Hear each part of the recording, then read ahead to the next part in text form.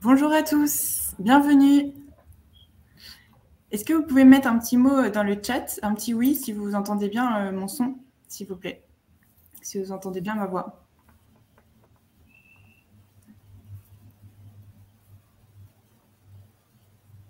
Super, ok, parfait. Merci beaucoup. Alors, bienvenue dans ce webinaire. Le thème aujourd'hui, c'est comment faire acquérir les bons réflexes et méthodes aux élèves dès la 6e en histoire-géographie. Alors, notre intervenante aujourd'hui est Marianne Vendroy-Chaumas, qui est enseignante d'histoire-géo au collège et au lycée, et qui est auteure du carnet de réussite histoire-géo 6e.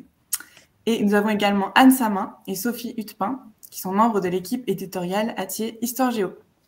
Bonjour. Bonjour. Bonjour. Alors, avant de laisser la parole à notre intervenante, je vais juste vous préciser que vous avez donc une petite quarantaine de minutes de présentation et ensuite vous aurez un temps pour vos questions. Donc, n'hésitez pas à poser toutes vos questions, même pendant la présentation, dans l'onglet questions. Et puis, nous y répondrons à la fin de la présentation. Voilà, et bien, je vais passer la parole à l'intervenante. Bonjour à tous et à toutes, c'est gentil de vous être connectés pour la présentation de ce carnet de réussite. Donc moi, ma présentation va se faire en 4 temps. Donc le premier temps, en fait, vise à vous montrer d'où vient l'approche qui a été utilisée. Donc on a tous, et les élèves ont besoin de méthodes, d'outils, et ce carnet de réussite, il est né directement de la pratique que j'ai en cours. Donc, il s'inscrit dans une collection plus large Hatier, qui est une collection qui contient d'autres titres sur d'autres matières. Il n'y avait rien en histoire-géographie. Et on a considéré que devant la demande récurrente que faisaient les élèves qui ont besoin d'être encadrés, rassurés, il était nécessaire de travailler sur un carnet pour l'histoire-géographie. Donc, le carnet, on va le voir par la suite, il est construit dans l'esprit du travail par compétences qu'on a désormais au collège, et notamment avec les attendus des programmes. Et alors je leur dis, vraiment, il est parti de l'expérience de terrain, de l'échange que j'ai pu avoir aussi avec des collègues, puisque j'ai eu la chance d'avoir beaucoup de nominations différentes. Je fais une vingtaine d'établissements scolaires différents, donc beaucoup d'expériences différentes, de publics différents et de rencontres différentes. Et à partir de là, on a construit, avec notamment Sophie, qui était une éditrice, un projet autour de ces méthodologies de 6e. Donc il y a un certain nombre de fiches, enfin même quasiment la totalité, et des exercices qui ont pu être déjà testés en classe, voilà, par moi-même. Et puis je vous redirai aussi, parce qu'on a fait des tests avec des enseignants qui ont eu accès à la maquette, qui nous ont fait des retours. Donc ça, c'est pour le premier temps. Deuxième temps, en fait, le carnet cherche à répondre à une thématique qui est de quoi on a besoin, de quoi a besoin un élève quand il entre en 6e, quel réflexe il doit construire. Alors déjà, il y a des grandes inégalités, puisqu'il y a des élèves qui ont déjà travaillé l'histoire géo dans une démarche historique et géographique. Pour d'autres, c'était plus de la narration. Donc c'était la première chose, c'était répondre face aux acquis. Le deuxième besoin, c'est la construction en 3 parties. Donc, une première partie qui serait les fiches repères et outils. Donc, là où l'objectif était de donner les outils nécessaires à l'historien et au géographe. Alors, c'est ce que vous pouvez voir dans le sommaire, normalement, qui vous est projeté. Ensuite, vous avez une deuxième partie du carnet qui est constituée. Alors, on n'est pas sur la bonne diapositive. Voilà, c'est la deuxième. La deuxième. Donc, qui est autour qu'on appelle fiches méthodes, qui répond plutôt aux attentes en termes de compétences qui ont été travaillées à partir des attendus et notamment sur EduScol. Et enfin, vous avez les fiches pour être autonome, qui sont des fiches qui pourraient même être transversales sur d'autres matières, qui répondent davantage à un travail qui peut être fait par les élèves seuls ou des éléments liés à l'apprentissage des leçons, qui est aussi un point sur lequel ils insistent beaucoup C'est-à-dire, on leur dit apprendre la leçon, mais ils ne savent pas très bien comment s'y prendre. Et puis, dernier point, vous avez des petits tutos. Pour le moment, il y en a 2. Des tutos de manipulation, comme par exemple, on vous montrera un modèle sur construire une échelle ou lire la frise chronologique. Le tout accompagné de nos 2 petites mascottes que l'on retrouvera au fil de la présentation. Alors, 3e point sur ces besoins, c'est qu'on avait voulu un outil qui soit pratique, qui soit facilement transportable. Et donc, on a fait le choix d'un demi-format A4 qui permet à l'élève de l'avoir constamment avec lui, de pouvoir l'utiliser en classe. Et enfin, c'est une démarche, donc je vous l'ai dit, qui a été conçue à partir du terrain. Alors, il y a 2 objectifs, notamment dans les fiches repères et outils. Le premier objectif, c'est on est parti de l'identification des problèmes, enfin, des difficultés que pouvaient rencontrer les élèves, qu'on a appuyé sur des exemples concrets. Et puis, à chaque fois, en regard, on a donné l'outil qui permettait d'y répondre. Donc, je vous avais à l'écran l'exemple de la fiche numéro 8 sur l'identification des différentes sources en histoire, qui est quand même un élément essentiel dans notre matière. Donc, si vous regardez, vous avez une première partie qui correspond véritablement à l'explication, qui se veut claire, assez visuelle, illustrée même parfois, hein, des petits pictogrammes qui permettent de faciliter la compréhension. Ensuite, vous avez un exercice d'application, donc là ici qui est identifié par le « à toi de jouer » et toujours avec la même couleur qui est ce bleu turquoise. L'objectif, c'est que véritablement, là, l'élève soit acteur de son apprentissage. Et on le reverra sur d'autres fiches, on est parti de... moi, ce que j'utilise beaucoup, c'est la méthode dite explicite, donc qui vise à d'abord faire une espèce de formalisation ensemble, puis ensuite on fait un exercice plus ou moins accompagné pour aller vers l'autonomie de l'élève. Donc construction en 3 temps, je montre, je fais avec vous, vous faites seul. Et puis la mascotte qui accompagne, pas toutes les fiches, mais une bonne partie des fiches, qui peut préciser une information, ce qui est le cas ici, hein, on explique le travail de l'archéologue, qui peut donner une astuce, qui peut mettre l'accent sur un élément qui semble essentiel. Alors ensuite, on peut prendre l'exemple de la fiche numéro 4 sur les repères en géographie. Je ne sais pas si elle est apparue, vous, à l'écran. Donc, sachant que l'objectif, c'est véritablement de faire la part égale entre l'histoire et la géographie. Donc là, je ne vais pas vous redécrypter toute la fiche, mais on retrouve, en fait, c'était pour insister sur les 2 mascottes qui vont donner ici un petit moyen mémotechnique pour repérer l'ouest ou l'est, ou savoir positionner, enfin localiser les tropiques du Cancer et du Capricorne. Et puis, c'est une fiche qui permet de revoir les acquis, parce que normalement, ça, pratiquement tous les élèves ont fait au primaire, donc ça permet de vérifier que ça a été acquis, donc de faire un renvoi, par exemple, pour ceux qui auraient besoin de voir leur savoir réactivé. Ensuite, il y a une 2e partie, c'est les fiches méthodes. Donc, les fiches méthodes, c'est ce qui nous est apparu comme les bases essentielles, les fondements de notre matière, qui n'ont pas forcément, et même assez rarement été utilisées au primaire. Donc, elles sont au nombre de 10, elles sont transversales. Donc, alors sur la diapositive juste avant, on vous a indiqué à chaque fois par des points de couleur si la méthode elle était plutôt pour l'histoire, pour la géographie ou utilisable dans les 2 matières, communes aux 2 matières. Donc là, pareil, je vais vous montrer 2 exemples. Donc le premier sur lire et analyser une carte. Donc c'est la diapositive suivante. Merci. Donc l'idée, c'est d'aller à l'essentiel sans trop surcharger. Ils sont en 6e, donc choix 2 codes couleurs qui se répondent dans la méthodologie et dans l'application qu'on peut en faire. Donc, comme vous pouvez voir, lire la carte fond bleu, lire la carte, quand on fait le « à toi de jouer » exercice, on retrouve la même couleur.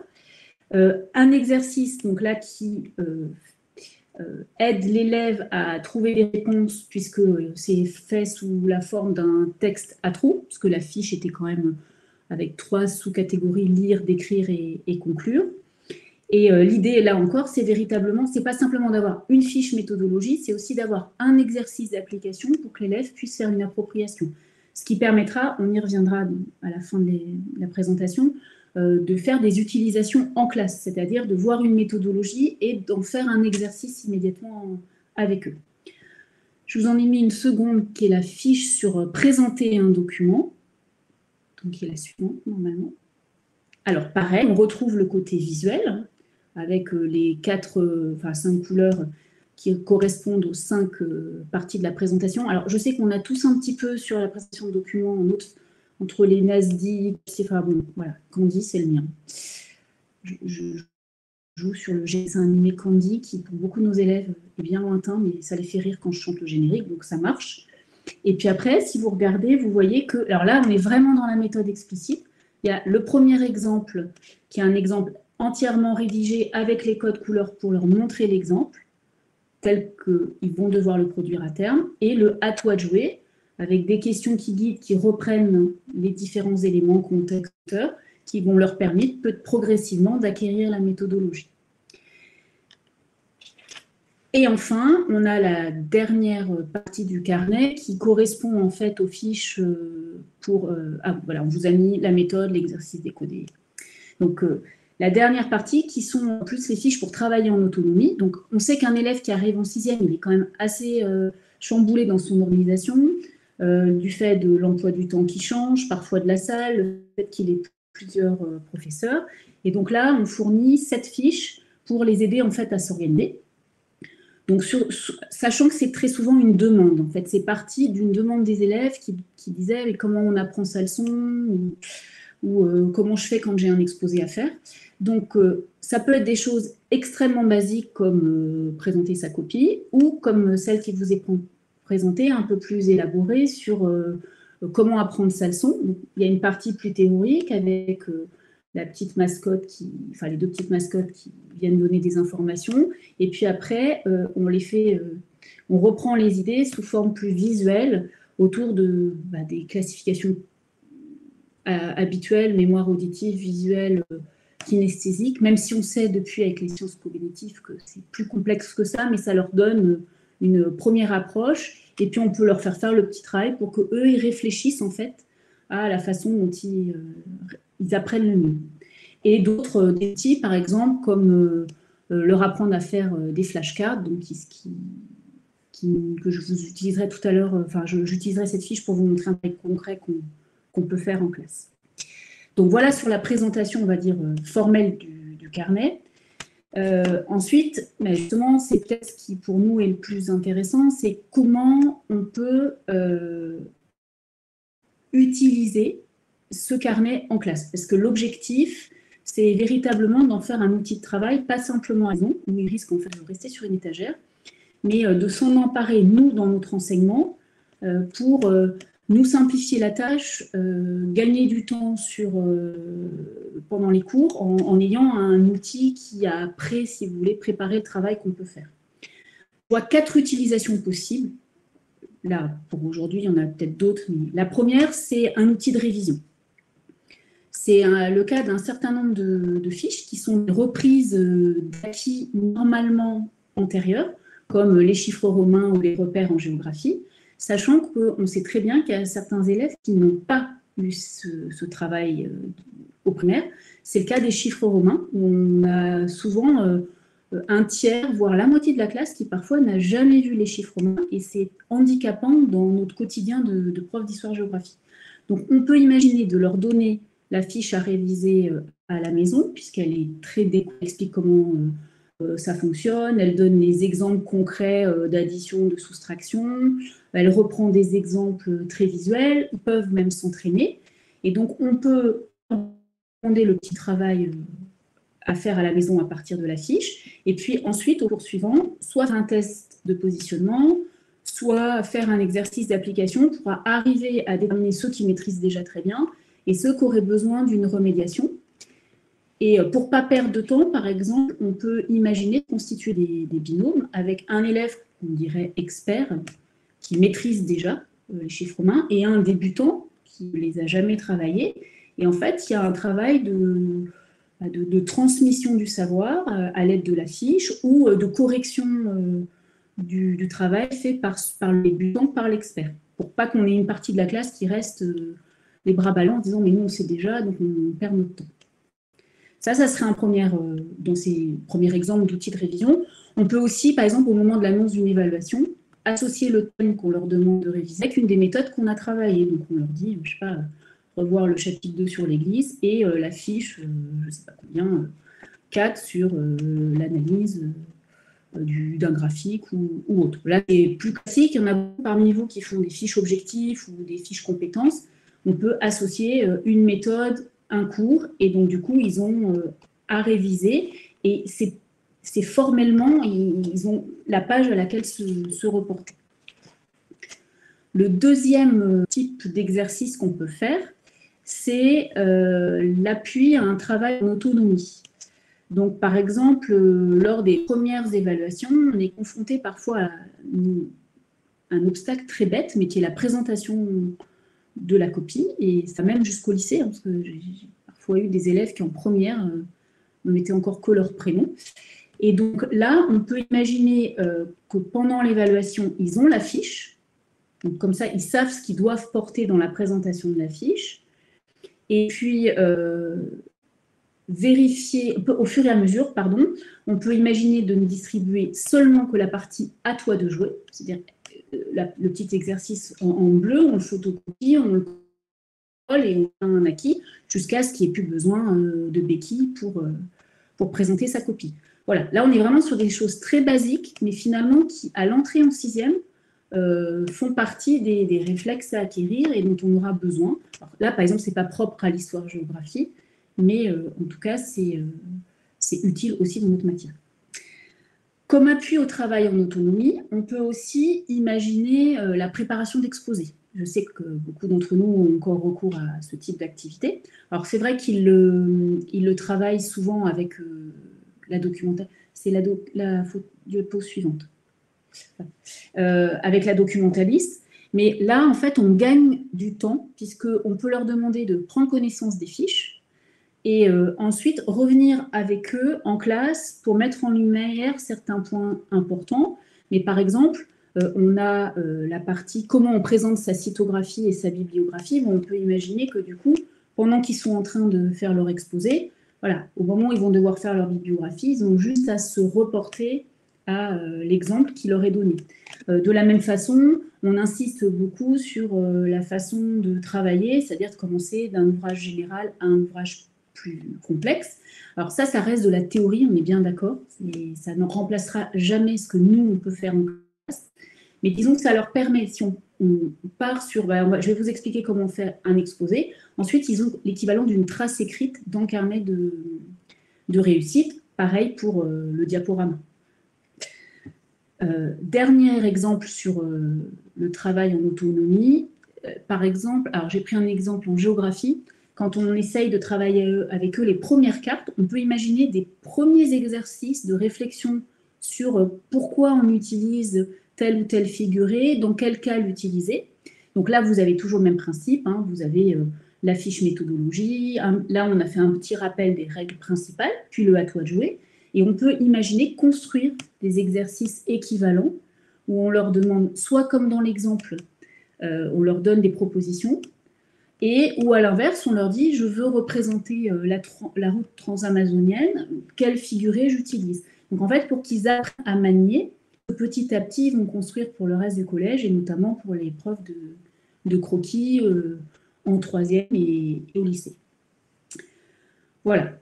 Ça, c'est pour l'appui dans un travail en semi-autonomie où ça sert pour nous de complément. Mais c'est pour ça que je pense que c'est important qu'on ait un maniement en classe. Parce que ça permet de faire le lien entre le carnet et votre pratique au sein de la classe. Troisième type d'utilisation qu'on peut faire, c'est véritablement un travail avec l'enseignant dans le cadre du cours.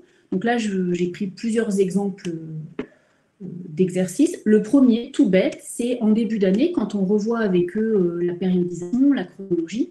On a conçu la fiche, vous voyez, qui est très simple, hein, très visuelle, et le « à toi de jouer ». Donc ça peut faire pratiquement le premier cours, si vous voulez, et en histoire, et on peut leur demander de coller alors, les petites vignettes qui sont à la fin du carnet, et qui peuvent s'insérer dans les petites cases que vous avez. Je crois qu'on avait mis l'exemple, une vignette. Dans la diapositive suivante. Voilà. Alors, manipulation du ciseau en classe de 6e, c'est un peu le triangle des Bermudes, hein, on est bien d'accord, ça peut prendre l'heure. Mais voilà, quand on commence la matière, quand on commence l'année, ça peut être un premier exercice de manipulation. Et puis ensuite, à la maison, on leur demande de réviser et d'essayer de trouver soit un autre événement qui rattache aux grandes périodes, qui leur soit plus parlant, en le dessinant, en découpant, voilà, pour compléter la frise chronologique. Ça, c'est exercice très simple. Premier cours de l'année, c'est une des premières fiches. On fait de la révision, parce que ça, ils l'ont fait au primaire. Normalement, ils doivent maîtriser. Et en même temps, c'est un peu ludique et ça permet de repositionner en gagnant un peu de temps, sauf si on fait les ciseaux, mais on peut reporter les ciseaux et le découpage à la maison. Enfin voilà, il y a plusieurs types d'activités possibles autour de cette fiche. Deuxième exercice auquel j'avais pensé, c'est par exemple pour l'apprentissage. Il y a un système, alors moi ça je l'ai testé plein de fois en classe et dans tous les niveaux, y compris même avec les parents, c'est les flashcards. Donc là on a expliqué, alors on a expliqué théoriquement comment on construit une flashcard. Je pense véritablement ce type de fiche, il faut le faire avec eux. Voilà, on comprend avec eux, on lit avec eux, on explique, on amène un modèle. Toute la partie des jeux où on fait passer d'une boîte à une autre pour que ce soit visuel explicite. Et ensuite, c'est très simple. Vous les répartissez par groupe de 2 ou 3 sur un chapitre. Par exemple, à la fin d'un chapitre, avant de réviser, au moment où vous dites contrôle dans une semaine, et chaque groupe va construire des flashcards sur ce qui lui semble les points importants à retenir de ce cours. Donc, c'est intéressant parce que déjà, ça permet de voir quand on circule s'ils arrivent à identifier les éléments importants. Et notamment, si on choisit la poursuite, moi, ce que je fais en classe, une fois qu'ils ont constitué leur flashcard, on les met en commun. Alors, moi, je vérifie à chaque fois si elles sont correctes, etc. Et en fait, on joue. C'est-à-dire que on va prendre la masse des flashcards. Alors, ils peuvent jouer en équipe, ils peuvent jouer toute la classe et c'est moi qui donne les questions. Et donc, de voir, comme vous avez, qui est-ce qui peut me donner la définition de foyer de peuplement. Et puis, je trouve que le plus intéressant, c'est s'ils jouent entre eux. C'est-à-dire qu'ils ont construit le jeu et puis ensuite, ils s'échangent les cartes ou ils s'échangent de groupes et on les met par groupe. Si on avait fait des groupes de 6 au départ, de 3, pardon, ça fait des groupes de 6, et puis ils s'échangent leurs cartes pour voir ce que les autres ont trouvé et voir s'ils sont capables de répondre aux questions.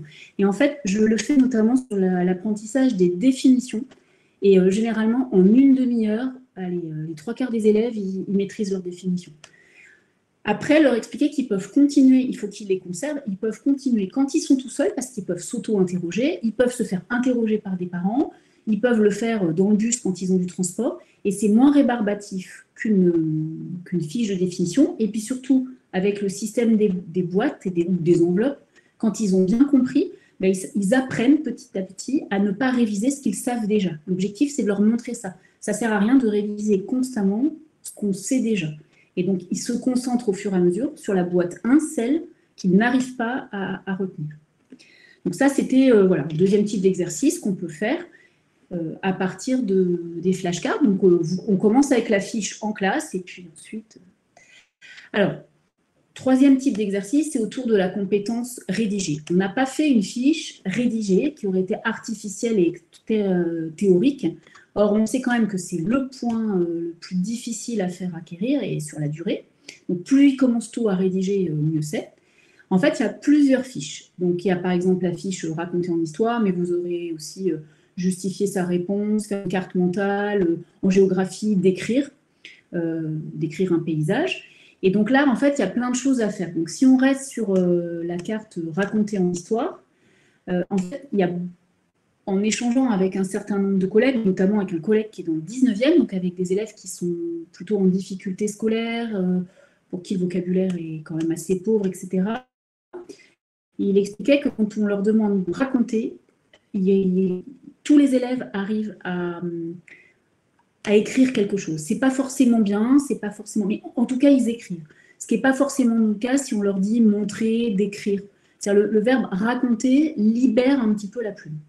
Donc là, on a construit une fiche autour d'une méthode que beaucoup utilisent, là, le fameux QQ-CQP. Donc il y a beaucoup parce que QQ-CQP, visiblement, ça leur réveille l'imaginaire. Donc que la petite mascotte voilà, rappelle. Et en fait, on peut imaginer plusieurs exercices de rédaction autour de cette petite carte mentale. On peut, par exemple, premier exercice tout simple, c'est on a des documents et on remplit la carte mentale ensemble. Et ensuite, avec le professeur, on construit un petit paragraphe de récapitulation. Deuxième technique, c'est qu'on leur donne l'organigramme pré-rempli et on leur demande de rédiger chacun une des branches. Et on peut là introduire de la différenciation parce qu'on va donner par exemple comment ou pourquoi aux élèves qui sont les plus à l'aise, et ceux qui ont plus de difficultés, ils vont commencer par nous faire quand et où par exemple. On peut aussi imaginer toujours dans ce principe-là, comme on leur explique dans la méthodologie comment on présente au final un paragraphe complet, on peut imaginer de leur donner un exercice où les phrases ont été mises dans le désordre, et c'est à eux, à partir de la petite fiche, là, où on décrit toujours, enfin, on suit toujours l'ordre chronologique, leur rappelle la petite mascotte, on imagine qu'ils reconstruisent leur paragraphe dans le bon ordre. Ça paraît idiot comme exercice, mais on se rend compte que ce n'est pas toujours évident pour un élève de 6e. On peut, par exemple, laisser des blancs également, et ils doivent compléter notamment avec les connecteurs logiques. Alors ça, ils le font aussi en français, mais ils oublient qu'en histoire, on en a besoin. Donc on a construit dans la fiche distinguer cause et conséquence, donc la fiche 18, ça doit être la diapo d'après. On a, alors encore après, voilà. On a tous les connecteurs logiques et donc on peut imaginer qu'on leur laisse des trous et ils doivent retrouver le bon connecteur logique qui leur permet de s'approprier ceux qui vont aller vers la cause, enfin, qui servent pour introduire une cause et ceux qui servent pour introduire une conséquence. On peut également imaginer des exercices et des textes plus élaborés, enfin plus ou moins faits d'ailleurs, avec la fiche justifier, donc justifier sa réponse, où on reprend des choses toutes bêtes, mais il faut un sujet, un verbe, un complément, comment on justifie une réponse. Et donc, en fait, là, il y a plein de types d'exercices possibles qui sont réalisables. Et l'élève peut avoir son carnet de réussite qui lui permet de se reporter au moment où il rédige pour vérifier qu'il ne s'est pas trompé de connecteur, qu'il a bien suivi leur chronologique. Donc, évidemment, c'est à nous d'indiquer la bonne page pour les y aider. Enfin, dernier type d'exercice qu'on peut imaginer, c'est les exercices avec les petits tutos. Donc, on a testé, qui marche plutôt bien. Là, on a complété, pour le moment, on a complété la frise chronologique et mesuré une échelle, et qui permet, en fait, qui sont des petites animations pratiques, qui permettent, alors je crois qu'on avait un exemple sur compléter la frise, enfin lire une frise chronologique. Donc on va vous montrer un petit exemple. C'est des choses de 3 minutes que nous on peut utiliser en classe pour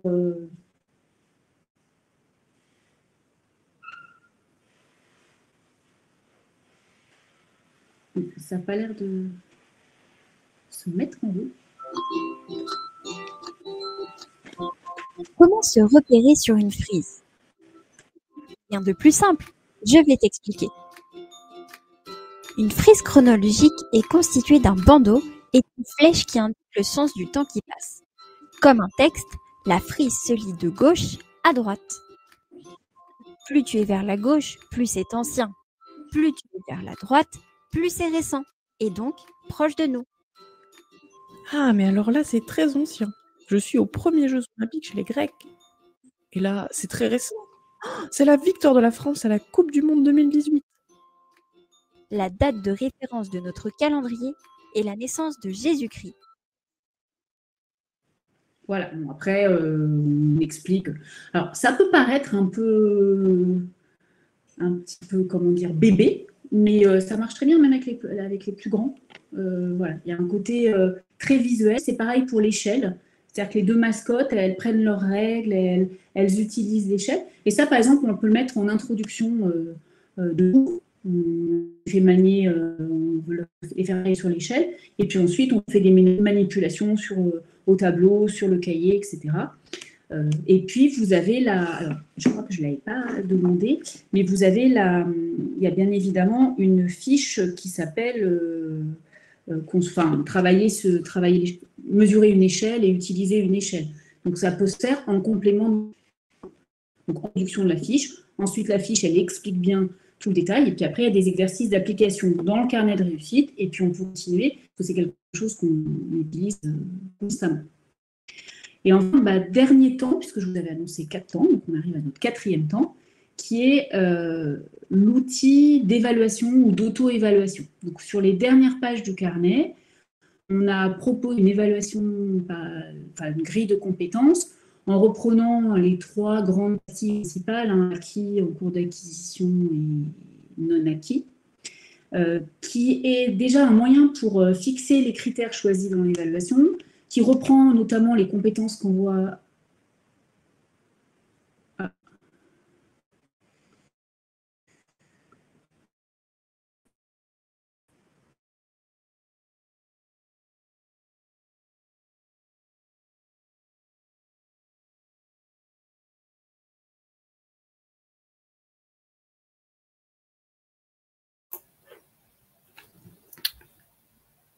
Est-ce qu'on a perdu Marianne, j'ai l'impression. Marie? Ouais, je l'entends plus non plus. Elle a eu un souci de connexion. Ouais, bon, elle va se déconnecter, reconnecter. Désolée, je pense que vous connaissez tous ce genre de difficultés techniques. On s'en excuse. On espère surtout que Marianne va réussir à revenir. Ouais. Alors, peut-être pour mettre à profit ce petit temps mort, n'hésitez pas, si vous avez des questions, Marie, vous l'avez dit en entrée, en introduction, n'hésitez pas à poser vos questions dans le chat ou dans l'espace questions. Je ne sais pas si je suis de retour. Si, c'est bon. Je vais repartager le... Alors, en fait, je ne sais pas à quel niveau ça a coupé. Pour moi, c'est sur la fiche d'évaluation. Alors, je vais me remettre... Hop. Oui, c'est ça.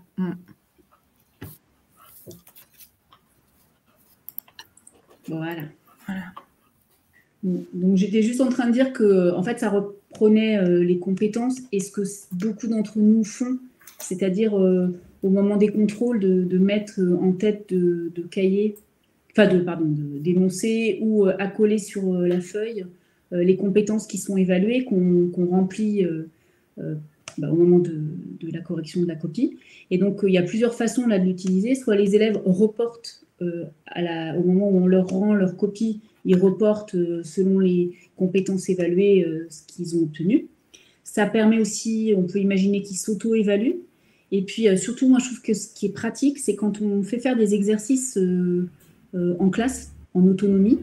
Souvent, on travaille avec les élèves, on passe au milieu et on se rend compte que certains, tiens, tel exercice, et on peut imaginer, comme ils ont leur carnet, comme il est petit, on remplit au fur et à mesure aussi, notamment pour les élèves qui ont un peu de difficultés, qui dans des classes un peu difficiles, pour les accrocher, leur dire « Ah bah tu vois, là, tu as réussi » et hop, on valide dans le carnet de réussite, on valide une compétence sur tel exercice qui a été fait tel jour. Et puis, au bilan de la fin de l'année, de voir celles sur lesquelles il faudra travailler, celles qui sont maîtrisées, et puis peut-être qu'il y en a qui ne seront pas... On ne les a pas toutes repris, hein, on a pris celles qui nous semblaient les plus importantes. En tout cas, je trouve que c'est intéressant, notamment quand on les fait travailler en classe, en îlot, ça permet un suivi de certains élèves qui sont ou plus en difficulté, ou pas très sûrs d'eux, ou qui ont besoin de stimulation, qui aiment bien qu'on leur donne des petites bonifications, voilà. Après, c'est à vous de trouver comment valoriser tout ça. Donc voilà, voilà pour cette présentation. Je le redis, hein, moi, c'est vraiment quelque chose... C'est presque la mise en carnet de ce que je faisais depuis des années en classe. Et ah oui, dernière petite vignette, oui, on a fait aussi des petites cartes mémo, mais je peux les montrer avec le carnet, si vous voulez. Petite carte mémo. Moi, je leur fais faire en classe des choses comme ça, même avec les plus grands, même avec les lycéens. Il y en a certains, en fait, ils sont hyper stressés et ça les rassure, tout simplement, de pouvoir avoir une petite fiche sur laquelle on rappelle, ah déjà, quand je présente un document. Donc, c'est pareil, pour la différenciation, ça peut être intéressant. Il y a ceux qui ont besoin de l'avoir parce que, voilà, ils ne sont pas encore acquis la compétence. Il y a ceux qui peuvent l'avoir pour se rassurer. Et puis, il y a ceux qui font le choix, par exemple, de ne plus avoir cet étayage. Mais voilà, ça permet aussi ces petites fiches finales qui peuvent être découpées. Alors, par contre, c'est vrai c'est un papier léger, donc il faudrait peut-être les faire coller sur un bristol, d'avoir sur eux les 4 principales qu'on a sélectionnées, donc à savoir présenter un document, les fameux QQC occupés, et puis les figurés en géographie. Voilà, j'ai fait une présentation où il y avait surtout peut-être de l'histoire. En fait, il y a part égale sur histoire-géographie, vraiment. Donc, voilà. Si vous avez des questions, bah, écoutez, des remarques, enfin voilà.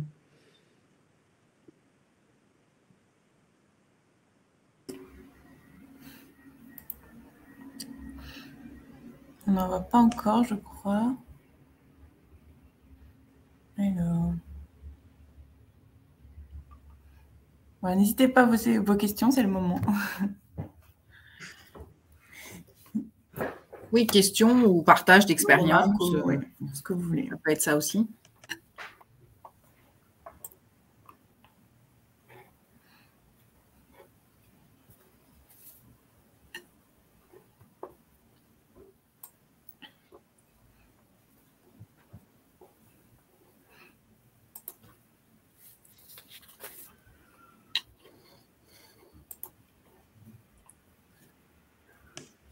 Alors,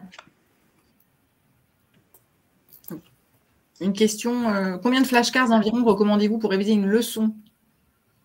Alors, en fait, ça dépend du type de leçon et de la classe. Donc, par exemple, avec les classes les plus faibles, moi, je commence par plutôt des flashcards sur, par exemple, les définitions, qui prennent l'habitude d'apprendre une définition par cœur. Donc, je dirais pas plus de 15. Vraiment, 10, 15. Ça ne brassera pas toute la leçon, c'est évident. Mais déjà, s'ils ont les définitions, peut-être on peut aussi leur faire identifier une idée clé. Voilà, je pense que... Après, ça dépend. J'avais des classes qui étaient... Par exemple, j'avais des classes d'un très bon niveau. Ils pouvaient en faire une vingtaine. Ce qu'il faut éviter, c'est là qu'il faut les cadrer. Il faut vérifier avec eux. C'est que souvent, ils voient ça, surtout quand on le présente comme un jeu, on se dit, ah, on va faire après, on va s'affronter. En fait, ils cherchent à piéger leurs camarades. Donc, ils vont chercher le petit détail qui n'a pas trop d'intérêt. Donc, c'est vraiment les recentrer sur par exemple, si on prend la Fondation Rome, voilà, quelle est de la Fondation Rome, selon source, qui sont, par exemple, Venus et Romulus. Enfin, il faut des choses assez simples qui leur permettent de fixer les premières bases. Et après, dans le reste du carnet, il y a des choses plus approfondies, c'est comme apprendre un plan. J'ai des élèves qui faisaient des flashcards aussi sur le plan du cours, en fait. C'est quelles sont les 3 grandes idées du cours, par exemple. Moi, je dirais, oui, pas plus de 15. Parce qu'après, on les perd. Il y en a que ça amuse, que ça rassure, qui font tout le cours en flashcard.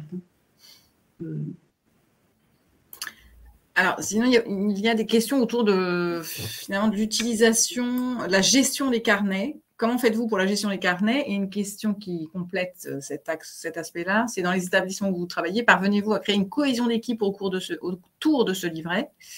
Est-ce que d'autres enseignants utilisent ces fiches d'aide, de méthodes? En gros, comment est-ce qu'on s'organise éventuellement en équipe? Oui, parce qu'en fait, j'ai mis le chat. Je suis d'accord, alors je ne sais pas qui l'a dit, clairement, ça permet le travail en équipe. C'est-à-dire que moi, je me suis rendu compte que s'il y a un outil qui est déjà là, en fait, ça incite les collègues à essayer de suivre des méthodologies relativement communes. Parce que très souvent, l'obstacle auquel on est confronté, c'est que parfois, il y a des petites guerres d'ego où chacun a sa petite fiche et voilà. Donc, et puis, surtout, on va dire la même chose, mais on va utiliser un terme qui est un tout petit peu différent. Et l'élève, en fait, on ne se rend pas compte, mais pour lui, c'est comme si on lui disait 2 choses totalement différentes. Donc, c'est vrai que l'avantage, si on arrive à se mettre d'accord sur un carnet, c'est, en fait, on lisse sur tout le niveau de 6e, par exemple, le langage qu'on va utiliser, les petits moyens mémotechniques qu'on peut utiliser. Et pour l'élève, c'est plus facile. Si je prends l'exemple de présenter un document, c'est-à-dire vous leur dites, moi je le vois, hein, je le vis, je leur dis, bon, quand ils me disent, oui, mais notre prof, il disait NAPSI l'an dernier. C'est la même chose, en fait. Regardez, il y a toujours la nature, c'est juste pas dans le même ordre. Ah bon? Alors que si on dit tous, si on dit tous que c'est occupé, l'année d'après, ils ont le réflexe et donc c'est plus simple. La deuxième question qui était, pourquoi 6e? C'était une grande question sur laquelle on a beaucoup discuté. Au départ, on était parti, et j'étais moi aussi partie, sur un carnet collège. Et en fait, très rapidement, je me suis rendu compte, et on a travaillé avec les éditrices, qu'on avait besoin dans notre matière, par rapport aux autres matières, d'accoler la méthode au savoir. C'est-à-dire qu'on n'arrive pas dans notre matière à dissocier les deux. Les deux sont intimement liés. On ne fait pas présenter le document pour présenter le document. Et donc, on s'est dit, pour l'avantage du 6e, c'est que c'est le moment où on pose les bases. Moi, je ne vous cache pas que j'ai eu des secondes et je vais utiliser certaines des fiches. Hein. En fait, ce qui me gêne, c'est qu'il y a marqué 6e, donc je me dis, mes lycéens, ils vont râler, mais présenter un document, il y en a qui ne savent toujours pas faire. Alors, après, on va peut-être le décliner sur la 3e, on verra. Mais là, l'idée, c'était vraiment de se dire, quel est le niveau où ils rencontrent vraiment la matière. Donc, c'est la 6e, parce qu'avant, ils n'ont pas fait vraiment d'histoire.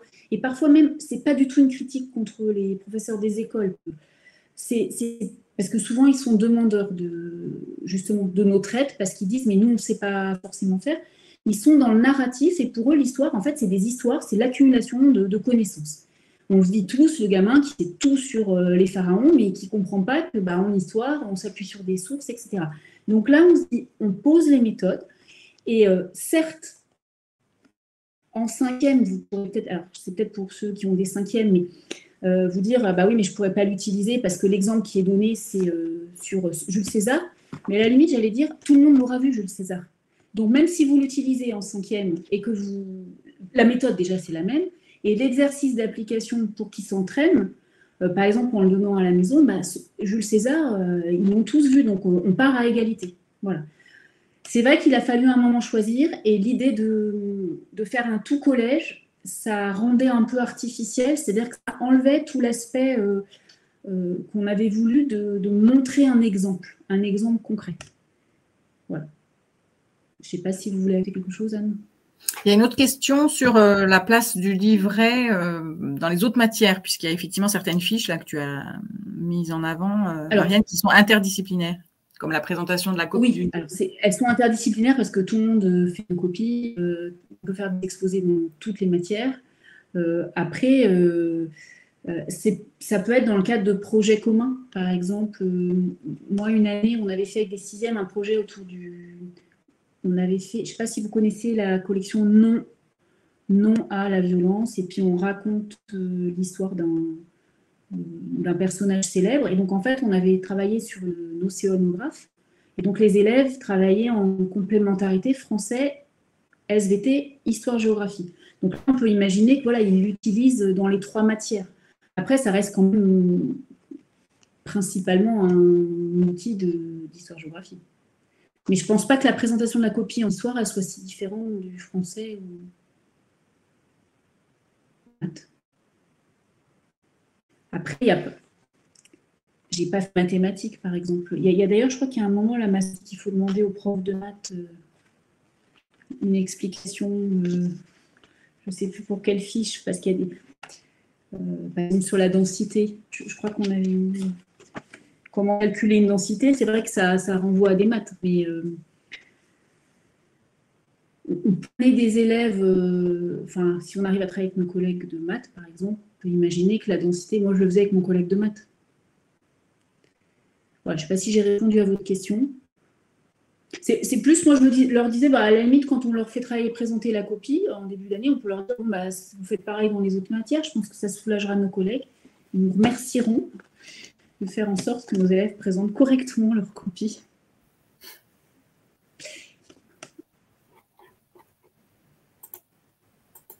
Alors, je vois qu'il y a Pont Concevoir pour tout le collège. Ça, il faut parler à Anne Samin et Sophie Hutrin. C'est elles qui ont les cordons de bourse. Bah, je dirais que tu as répondu, Marianne, sur concevoir un carnet sur tout le collège. C'est-à-dire que c'est moins une question de cordon de la bourse que d'usage. Non, mais je veux dire, si on peut envisager d'en faire un fin de cycle, par exemple, du 3e. Ah oui. Pour le brevet. Oui. Oui, est-ce que ça, c'est quelque chose… En tout cas, nous, on est toujours très sensibles pour concevoir des outils avec vous, avec des enseignants comme Marianne. On part comme vous l'avez compris, on part des besoins, on essaye au maximum de partir des besoins qu'on entend, les besoins que vous nous faites remonter. Donc, est-ce que ça vous parle, justement? Est-ce que vous pensez que, par rapport à l'objectif du brevet, ça pourrait être utile, que les élèves puissent avoir un carnet qui serait évidemment orienté et sans doute plus nourri du côté des épreuves du brevet, en particulier sur la rédaction? Est-ce que ça vous semblerait pertinent? Oui, il y a déjà un grand oui.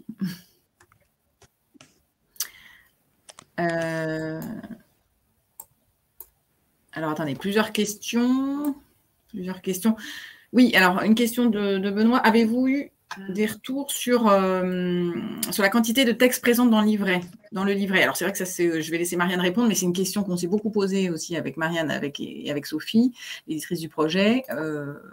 Donc, Benoît nous dit, je pense aux élèves notamment qui ont des grandes difficultés et qui baissent les bras très vite face à la présence de textes. Marianne, je te laisse répondre. Oui, alors en fait, on l'a eu parce que je ne vous cache pas qu'au début, j'avais tendance à mon maître. Et en fait, c'est pour ça que sur beaucoup de… Et il y en a certaines, on est un peu obligé parce que vraiment, on a cherché des moyens, c'était compliqué. C'est pour ça qu'on a essayé sur les fiches, comme par exemple raconter, il y a les règles à connaître et après, on reprend toujours un petit visuel beaucoup plus simple qui reprend les idées principales et qui permet avec des élèves plus en difficulté de partir de là. De la même façon que, par exemple, c'est vrai que le récit de la bataille de Marathon qui est ici, il peut paraître long. C'est un modèle. Et par exemple, on peut dire aux élèves, là, c'est pas ce qu'on attend de vous. Nous, on va juste travailler on va surligner, Donc, l'idée, c'était certaines fiches qui étaient… par exemple, il y en a une sur la mémorisation. C'était compliqué de ne pas faire du texte. Après, sur lire et analyser une carte, on a vraiment essayé de limiter au maximum la partie texte. Hein. Et d'où le jeu aussi des couleurs, des petites mascottes qui mettent le point sur… C'est une question qui est importante et compliquée parce que j'ai enseigné longtemps en ce qu'on appelait à l'époque réseau ambition réussite. Et en fait, parfois, à trop réduire les textes qu'on leur met sous les yeux, ça rend encore plus compliqué la phase de rédaction. Donc, c'est essayer de trouver un équilibre entre… on a de plus en plus de classes très, très hétérogènes, on le voit, pouvoir nourrir ceux qui sont un peu plus en avant, et puis tout en ne larguant pas les plus en difficulté, d'où ce jeu continuel sur la fiche et un petit visuel qui permet de récapituler les idées générales. Alors, Mais c'est vrai que, pour compléter ce que vient de dire Marianne sur la question de la densité du texte et du format, on s'est effectivement posé beaucoup de questions. Pour tout vous dire, on a même à un moment donné envisagé de changer de format, parce que c'est vrai que ce format ce petit format, Marianne l'a expliqué, il a vraiment de gros avantages, ce petit côté livret qu'on emporte partout, mais effectivement, il a des contraintes et on a finalement décidé de garder ce format qui nous semblait quand même permettre aussi de distinguer vraiment le livret des cahiers qui peuvent exister ou des fiches éditeurs ou même du cahier de l'élève et a fortiori du manuel. Donc, on a fait ce choix. Je rebondis sur une… Pardon, ouais. Je t'ai coupé. Parce que je rebondissais sur une question qui vient de passer, c'est que l'avantage du petit format, c'est qu'ils peuvent le laisser en classe. Alors, je sais, ça dépend des établissements. Donc, ils peuvent l'avoir, en effet, et le garder en classe. Mais aussi, pour le compte, il peut être mis en cartable parce qu'il n'est pas très grand et pas très lourd. C'est pour ça aussi qu'on avait fait le choix d'un carnet plus petit. Et puis, moi, je l'ai testé autour de moi quand il est sorti. J'allais dire les enfants, ils ne sont plus vraiment enfants, mais les 6 il y a un côté presque, enfin, je sais pas, ils se sont, le fait qu'il était petit, à chaque fois que je l'ai sorti, voilà, je l'ai sorti, j'ai testé à mon neveu et tout, c'était, oh, il est mignon. C'est-à-dire qu'il y avait un côté, on avait envie d'aller voir, c'est petit, il y avait un côté, alors la police est adaptée au 10, oui, voilà. On a fait attention pour, oui, c'est ce que dit Sophie. La police, on a fait attention. Après, ce format, on a tranché, en fait. Oui. Pour la praticité, pour... Oui, voilà, pour répondre au plus grand nombre, mais la question de Benoît est intéressante, on se pose toujours cette question. Enfin, on n'exclut pas l'idée, effectivement, de proposer, si c'est un succès, hein, parce que là, il vient juste de paraître, de proposer une version adaptée pour les 10, mais vraiment, effectivement, adaptée avec une police, avec un corps de police plus grand, pourquoi pas. Et comme vient de le préciser Sophie, la directrice du projet, on a en tout cas déjà intégré ces besoins spécifiques en proposant la police qui est choisie est une police adaptée 10. Donc, on a essayé d'apporter déjà une première réponse. Oui, donc effectivement, alors peut-être je ne prends pas dans l'ordre, mais la question du numérique, effectivement, pour tout enseignant qui va équiper sa classe avec les carnets papier, il aura effectivement accès à la version numérique, hein, comme pour tous les supports. Et donc, je voyais aussi une question pour pouvoir l'obtenir. Alors, normalement, vous avez dû recevoir des spécimens, hein, des exemplaires enseignants dans vos établissements. Si ça n'est pas le cas, vous pouvez laisser vos coordonnées dans le chat avec surtout le nom de votre établissement et l'adresse pour qu'on puisse, on peut vous en envoyer un exemplaire. Ensuite, les commandes se font comme vous en avez l'habitude pour les commandes de manuels, selon le type d'établissement dans lequel vous êtes. Vous pouvez le commander sur le site, mais dans le cas de commandes classe, je pense que ça se passe un peu différemment. Alors, attendez, il y a d'autres messages. Après, pour revenir sur la question 6e, je pense qu'il faut vraiment dire aux élèves qu'il faut le conserver. Enfin, c'est étiqueté 6e, mais c'est leur dire, voilà, on commence l'histoire géo ensemble, et ça, vous allez le voir jusqu'au... Enfin, franchement, il y a des filles, je suis à 2 doigts et photocopier pour demander à mes secondes de les acheter. Mais je pense que si je leur demande d'acheter un carnet 6e, ils vont me dire, vous nous prenez pour des débiles. Mais en attendant, il y a plein de réflexes qui ne sont pas acquis. Et pour revenir sur le travail en équipe, je pense que ça vient aussi du fait que parfois, on ne se met pas d'accord sur le langage qu'on emploie. Donc, il y a des choses qui seraient facilitées.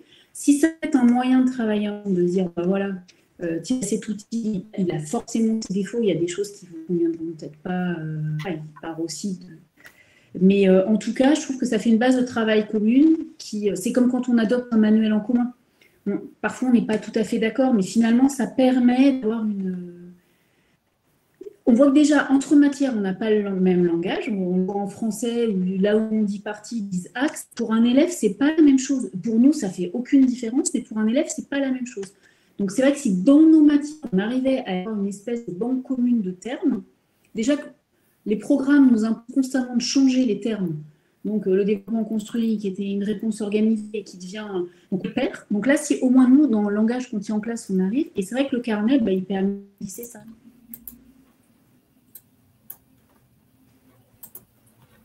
Après, sur les textes, on avait quand même fait pas mal de rectificatifs parce qu'il a été testé auprès de, alors, je ne sais plus combien d'enseignants, c'est Sophie qui pourrait nous le dire. Et en fonction des retours qu'on avait eus sur des fiches pilotes, il y a des choses qu'on a aussi élaguées, on a essayé de faire moins long, on a essayé de revoir le vocabulaire aussi, qui parfois était un peu trop complexe. Donc, il y a eu un retour, il n'y a pas eu que notre regard à nous, il y a eu aussi un retour auprès d'enseignants tests. Après avoir écouté la présentation de Marianne, être rentré un peu plus dans le contenu du carnet, si vous notez, si vous avez l'impression qu'il manque des points, des axes, n'hésitez pas à nous le faire remonter, parce que c'est toujours intéressant. On a toujours besoin des retours pour pouvoir s'améliorer. Alors, un très sympathique message. Je confirme, carnet super bien fait, super utile tout au long du collège, voire plus. Un format au 10 qui serait formidable, car même avec ce choix de police, c'est difficilement lisible par les 10 en raison du petit format. Oui, ça, on en a conscience. Enfin, voilà, on sait que le choix de la police, c'est une première chose, mais effectivement, il il faut pouvoir être aussi respecté, avoir un interlignage plus important, etc. Donc, on le note. En tout cas, on note l'intérêt pour une adaptation du carnet. Est-ce que vous avez d'autres questions, remarques?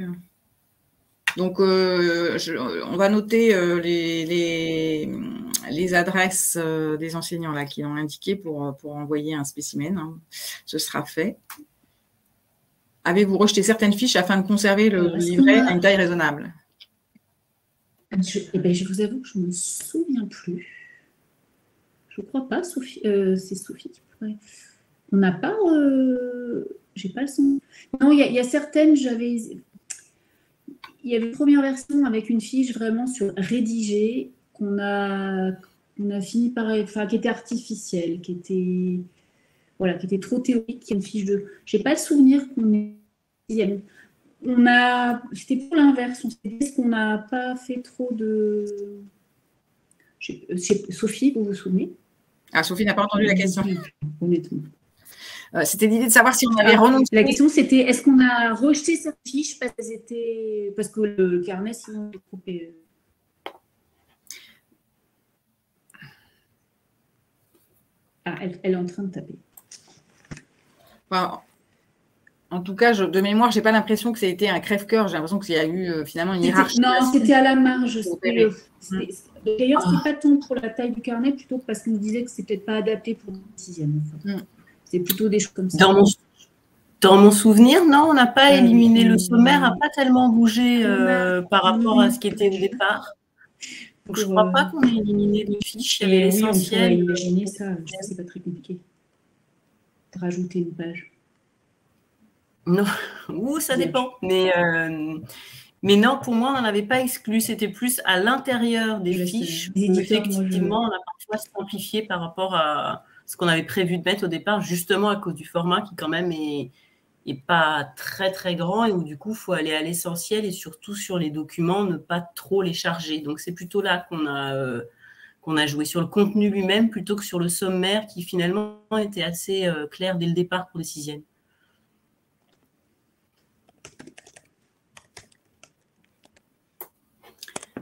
D'autres questions? Ah non, c'est bon.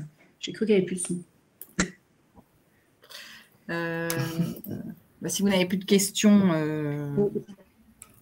Marie, on te laisse la fin. Merci. Merci à tous. Merci beaucoup à l'intervenante. Merci Anne-Sophie. Et puis merci à vous tous pour les questions. Donc n'hésitez pas si vous souhaitez, on va vous envoyer, en fait, vous allez recevoir après le webinaire un email avec le replay du webinaire. Donc, vous pourrez ainsi le revisionner et il sera aussi disponible sur la chaîne YouTube Atier, ce qui vous permettra à la fois de le revoir et aussi de le partager à vos collègues qui n'auraient pas pu être là ou qui voudraient découvrir un petit peu plus cette thématique. Donc, je vous remercie beaucoup. On a bien noté tous vos noms et adresses et puis je vous souhaite une très bonne après-midi. Merci. Au revoir. Merci. Bonne journée. Au revoir, bonne journée.